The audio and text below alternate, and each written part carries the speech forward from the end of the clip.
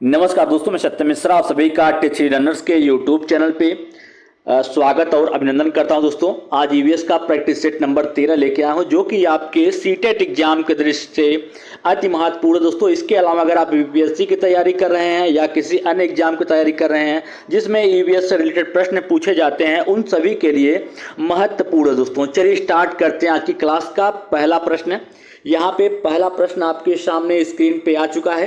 देखिए पूछना क्या चाहता है कि शिक्षक की सबसे बहुमूल्य निधि उसकी है। जो शिक्षक होता है उसकी सबसे बहुमूल्य निधि क्या होता है? सेवा होता है, वेतन होता है, गर्व होता है या छात्रों का विश्वास होता है? तो इस प्रश्न का राइट जवाब क्या हो जाएगा? ऑप्शन नंबर 4 होगा। दोस्तों वीडियो को शुरू से अंत तक देखिएगा और वीडियो को शेयर जरूर करिएगा। दोस्तों लाइक भी करिएगा और इसके अलावा शेयर भी करिएगा, ताकि आपके साथ साथ जो भी बच्चे तैयारी कर रहे हैं उनको भी इस वीडियो का थोड़ा बहुत लाभ मिल सके। चलिए अगले प्रश्न में चलते हैं। प्रश्न संख्या 2 है दोस्तों। कह रहा है कि नीचे दिए गए जीवों पर विचार कीजिए।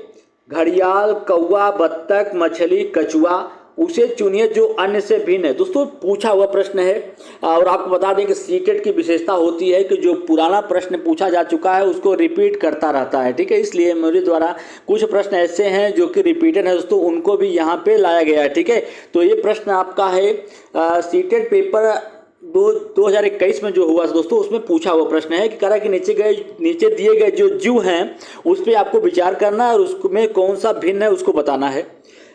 कछुआ, मछली, कौवा या घड़ियाल? तो इसमें दोस्तों जो कौवा है वो सबसे भिन्न है, क्योंकि कौवा जो होता है वो आसमान में उड़ता है और इसके अलावा चाहे घड़ियाल हो, बत्तख हो या मछली, कछुआ, सभी क्या है? जलीय जीव हैं। ठीक, जलीय जीव हैं सभी। तो इस प्रश्न का राइट जवाब दोस्तों क्या हो जाएगा? ऑप्शन नंबर 3 इसका राइट जवाब होगा, क्योंकि सबसे भिन्न कौवा ही है।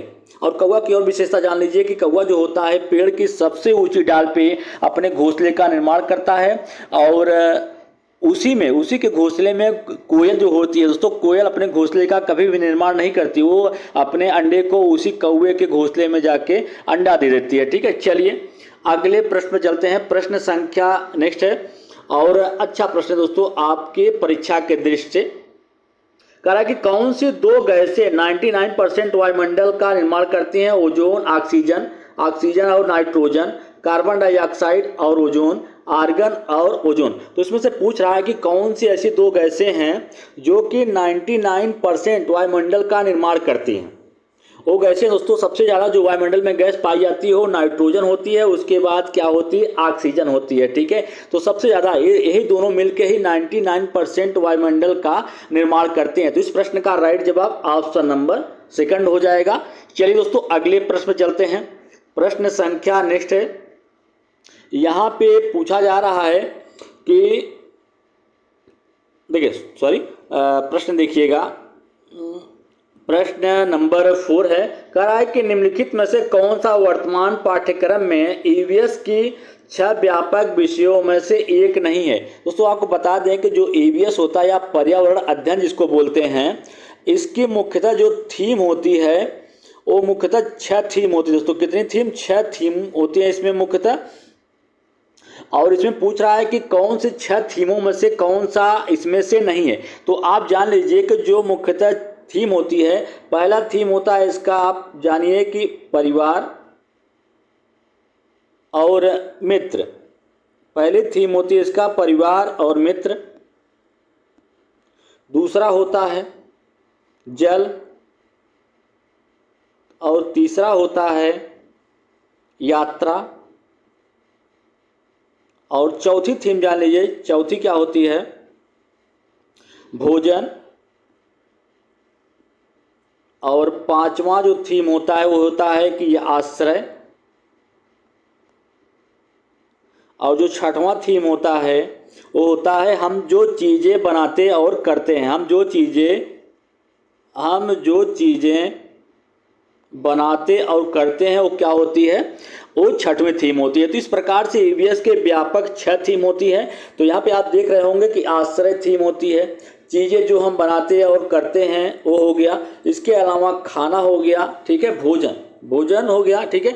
तो इसमें से क्या बचा है, कार्य और खेल। इसकी व्यापक 6 थीमों में से कार्य और खेल ही नहीं है। तो इस प्रश्न का राइट जवाब ऑप्शन नंबर 3 हो जाएगा। चलिए अगले प्रश्न पे, प्रश्न नंबर नेक्स्ट है दोस्तों, कह रहा है कि हमारे देश के जंगलों में ग्राम परिषद 3 नामक एक विशेष इकाई में खेती के लिए आदिवासी लोगों को भूमि आवंटित करती है, जो कि टीन है। टीन क्या होता है, टीन क्या होता है? वह भूमि जिस पर किसान एक टीन बीज उगाता है, वह भूमि जिसमें किसान एक टीन बीज उत्पादित करता है। आदिवासी किसानों के लिए विशेष रूप से रूपांतरित की गई भूमि की एक इकाई या 100 मीटर गुणे 100 मीटर आयाम वाली एक भूमि का हिस्सा। तो जिसमें किसान एक टीन, क्या होता है दोस्तों, इसको लाटरी कृषि के नाम से भी जाना जाता है। लाटरी कृषि, इसमें लाटरी निकाली जाती है और किसान को दोस्तों जमीन का कुछ हिस्सा मिलता है, जिसमें उसे एक टीन अनाज उगाना होता है या एक टीन अनाज उसमें बोना होता है। तो इसी को क्या कहते हैं, टीन कहा जाता है। वह भूमि जिस पर कोई किसान एक टीन बीज क्या करता है, उगाता है। चलिए अगले प्रश्न पे, प्रश्न संख्या नेक्स्ट है और सभी प्रश्न दोस्तों महत्वपूर्ण हैं कि बच्चों को अन्वेषण के माध्यम से ईवीएस सीखने के लिए बहुत सारी जगह मिलती है। यह इंगित करता है कि बच्चों को ईवीएस के माध्यम से बहुत सारी जगह मिलती है और यह इंगित करता है कि, ठीक है, यह इंगित करता है कि ईवीएस को रटने के माध्यम से सिखाना या जाता, ईवीएस को जानकारी के माध्यम से सिखाया जाना, या ईवीएस क्या होती है, बाल केंद्रित होती है,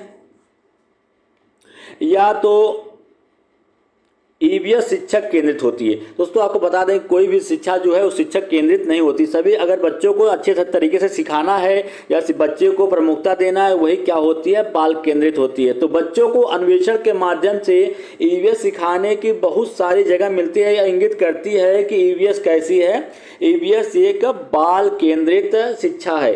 तो दोस्तों आप यहाँ थोड़ा और जान लीजिए कि पर्यावरण अध्ययन एक ऐसा विषय है, पर्यावरण अध्ययन एक ऐसा विषय है जो पर्यावरण के साथ मानव के संबंध को बताता है। यह बच्चों को उनके शारीरिक और सामाजिक परिवेश का पता लगाने के लिए बहुत स्वतंत्रता भी उनको देता है। कहने का मतलब है कि बच्चों को पूरा परिवेश या कह सकते हैं पूरा आज़ादी देता है कि वो शारीरिक और सामाजिक परिवेश का पता लगाया जा सके, ठीक है। तो बच्चों के अनुसार क्या होता है, अन्वेषण के माध्यम से काम करने की उनकी पूरी स्वतंत्रता दी जाती है। इसलिए क्या होती है, बाल केंद्रित होती है। बच्चों के समझ, आवश्यकताओं और सोच की प्रधानता सुनिश्चित करना, मतलब बच्चा जैसा होता है उसके अनुसार ही सारी चीज़ें वहाँ पे डिक्लेयर की जाती हैं। इसलिए ईवीएस क्या होता है, ईवीएस बाल केंद्रित होता है। चलिए दोस्तों अगले प्रश्न पे, प्रश्न संख्या नेक्स्ट है। यहाँ पे देखिए प्रश्न नंबर नेक्स्ट है, देखते हैं कि प्रश्न संख्या नेक्स्ट क्या पूछा है। कह रहा है कि राष्ट्रीय पाठचर्चा की रूपरेखा एनसीएफ 2005 के अनुसार ईवीएस को पढ़ाने का उद्देश्य इसमें से कौन सा है? पर्यावरणीय मुद्दों के बारे में जागरूकता विकसित करना, बच्चों को प्राकृतिक, सामाजिक और सांस्कृतिक वातावरण के बीच संबंधों का पता लगाने और समझने के लिए प्रशिक्षित करना, विशेष रूप से प्राकृतिक पर्यावरण के संबंध में बच्चों की जिज्ञासा और रचनात्मकता का पोषण करना।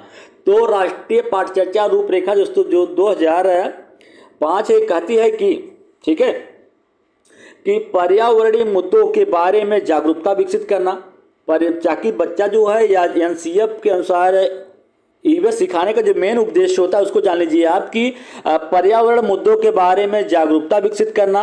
उसके अलावा पाठ्य पुस्तकों को पर्यावरण मुद्दों और चिंता से जोड़ना। जो पाठ्य पुस्तक होती है उसको जो पर्यावरण दोस्तों उसके मुद्दे जो हैं उससे जोड़ना। कहने का मतलब है वो सारी चीज़ें शामिल करना पाठ्य पुस्तक में जो पर्यावरण से संबंधित हो और पर्यावरण के साथ संपर्क बनाए रखने का या बनाने का अवसर प्रदान करना। बच्चों को प्राकृतिक, सामाजिक और सांस्कृतिक वातावरण के बीच संबंधों का पता लगाने और समझने के लिए उनको क्या करना, प्रशिक्षित करना या उस प्रकार से उनको तैयार करना ताकि बच्चे जो हैं वो प्राकृतिक और सामाजिक सांस्कृतिक वातावरण के बीच जो संबंध है उसका पता लगा सकें। तो इस प्रश्न का राइट जवाब दोस्तों आप जान लीजिए कि पर्यावरण मुद्दों के बारे में जानकारी विकसित करना, बिल्कुल सही। बच्चों को प्राकृतिक, सामाजिक और सांस्कृतिक वातावरण के बीच संबंधों का पता लगाने और समझने के लिए प्रशिक्षित करना, उनको जानकारी देना उसके बारे में, और विशेष रूप से प्राकृतिक पर्यावरण के संबंध में बच्चों की जिज्ञासा और रचनात्मकता का पोषण करना। तो इस प्रश्न का राइट जवाब ऑप्शन नंबर फर्स्ट होगा, ताकि दोस्तों बच्चों को जागरूक किया जा सके, और बच्चों को जितना ज़्यादा जागरूक होंगे उससे पर्यावरण जो प्रदूषण फैल रहा है हर जगह दोस्तों, उससे कुछ न कुछ निजात मिलेगा। ठीक है, चलिए अगले प्रश्न पे चलते हैं। प्रश्न संख्या नेक्स्ट है, इस पौधे में पत्ते होते हैं जिनका उपयोग सब्जियों के रूप में किया जाता है। इसके बीजों का उपयोग तेल के निर्माण करने हेतु किया जाता है। वह पौधा कौन सा है? नारियल, गोभी, सरसों, पालक। तो इसमें आपको बताना है कि वह कौन सा पौधा है जिसका उपयोग सब्जियों के रूप में किया था और इसके बीजों का उपयोग जो है वो तेल निकालने के लिए किया जाता है। तो दोस्तों यहाँ पे आप जान लीजिए कि सब्जी के रूप में प्रयोग किया जाता है वो सरसों होता है, और सरसों के बीज का उपयोग किस लिए करते हैं? उसके बीज का उपयोग तेल निकालने के लिए किया जाता है। चलिए अगले प्रश्न पे, प्रश्न संख्या नेक्स्ट है, और दोस्तों वीडियो को शेयर जरूर करिएगा और साथ साथ लाइक भी करिएगा। चलिए प्रश्न संख्या नेक्स्ट है कि संक्षिप्त नाम है ईवीएस का पूर्ण रूप क्या होता है? ईवीएस का पूर्ण रूप क्या होता है? तो जान लीजिए दोस्तों ईवीएस क्या होता है? एनवायरमेंटल स्टडीज होता है। ठीक है, इसका मतलब होता है पर्यावरण अध्ययन। तो पर्यावरण कौशल, पर्यावरण विज्ञान, पर्यावरण स्रोत या पर्यावरण अध्ययन। तो ईवीएस का फुल फॉर्म क्या होता है? पर्यावरण अध्ययन होता है, क्योंकि इन्वायरमेंटल साइंस होता है। ठीक है, चलिए अगले प्रश्न पे चलते हैं। प्रश्न संख्या नेक्स्ट है, और अच्छे प्रश्न है दोस्तों, कि करा कि अंतर्राष्ट्रीय ओजोन दिवस कब मनाया जाता है? यहाँ पे आपसे पूछ लिया कि अंतर्राष्ट्रीय ओजोन दिवस जो है वो कब मनाया जाता है। तो यहाँ पे जान लीजिए कि जो अंतर्राष्ट्रीय ओजोन दिवस है वो कब मनाया जाता है? 16 सितंबर, 7 सितंबर, 30 मार्च या 22 अप्रैल को। तो ओजोन दिवस जो है वो कब मनाया जाता है? 16 सितंबर का जो दिन है दोस्तों, उस दिन क्या मनाया जाता है? ओजोन दिवस के रूप में मनाया जाता है। और ओजोन परत जो होती है, ओजोन परत ऊपरी वायुमंडल में गैस की एक प्राकृतिक परत होती है। ओजोन परत जो होती है ऊपरी वायुमंडल में एक क्या होती है? एक वायुमंडल में एक तरीके से क्या होती है? परत होती है। और जो मनुष्य और जीवित जीवों को सूर्य से आने वाली, दोस्तों सूर्य से आने वाली हानिकारक कीड़े होती हैं, आपका सूर्य हो गया, यहाँ से जो हानिकारक कीड़े यहाँ से निकल के आ रही हैं, यहाँ पे एक परत के रूप में काम करता है ओजोन।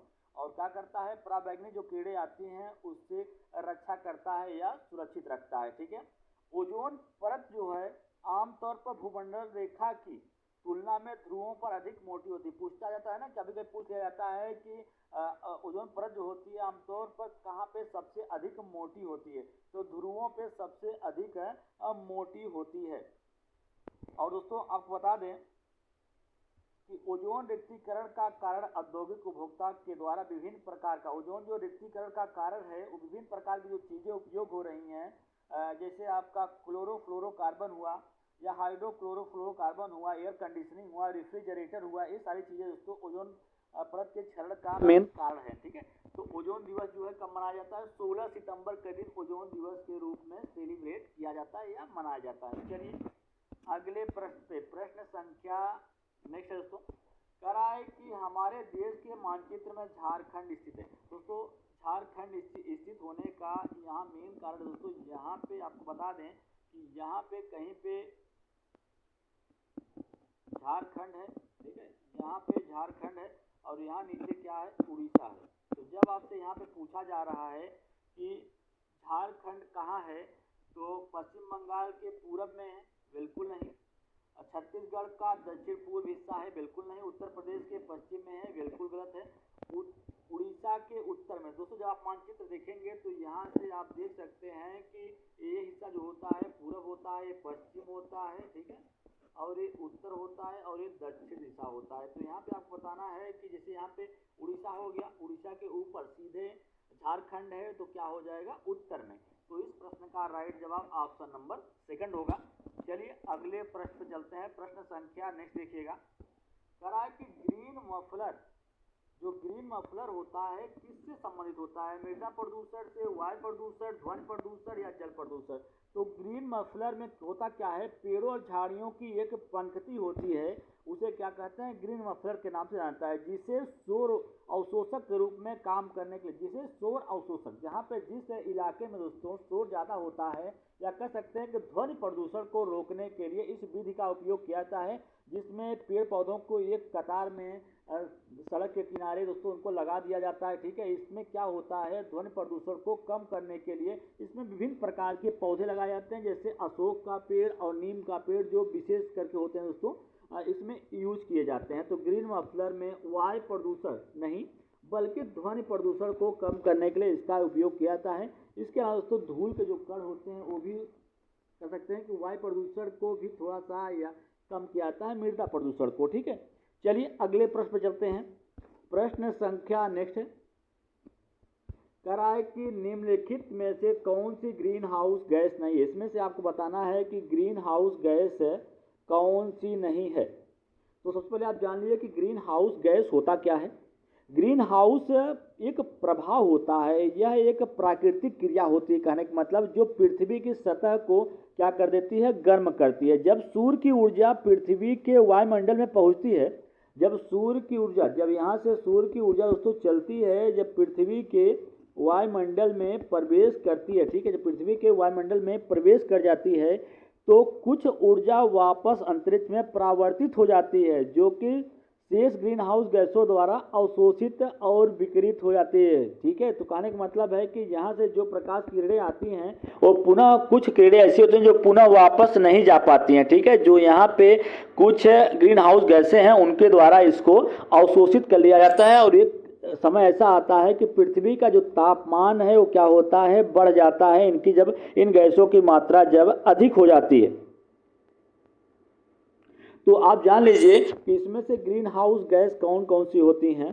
तो ग्रीन हाउस गैसों में कार्बन डाइऑक्साइड होता है, मीथेन होता है, नाइट्रस ऑक्साइड होता है, इसके अलावा जल वाष्प, ठीक है, जल वाष्प, ओजोन, ये सभी क्या होती हैं, ग्रीन हाउस गैसें होते हैं, जबकि नाइट्रोजन एक ग्रीन हाउस गैस नहीं है। ठीक है, नाइट्रोजन की आवश्यकता, नाइट्रोजन देखिए कभी पूछ लेता है कि जो नाइट्रोजन होता है पौधे उसे किस रूप में लेते हैं, तो नाइट्रेट के रूप में पौधे उसको ग्रहण करते हैं, क्योंकि पौधे जो हैं वो डायरेक्ट नाइट्रोजन के रूप में, नाइट्रोजन को डायरेक्ट उसी सेम रूप में ग्रहण नहीं कर पाते हैं। ठीक है, इसलिए वे उनकी जड़ों में कुछ जीवा कीटाणु होते हैं या कह सकते हैं कुछ कीड़े होते हैं जो इसको नाइट्रेट में परिवर्तित करने का कार्य करते हैं। चलिए अगले प्रश्न पे चलते हैं। प्रश्न संख्या नेक्स्ट है, कराए कि वे व्यक्ति जो वनों में कम से कम 25 वर्षों से रह रहे हैं उनका वन भूमि और उसमें होने वाली उपज पर अधिकार हो जाता है। यह अधिनियम कहाँ से लिया गया है।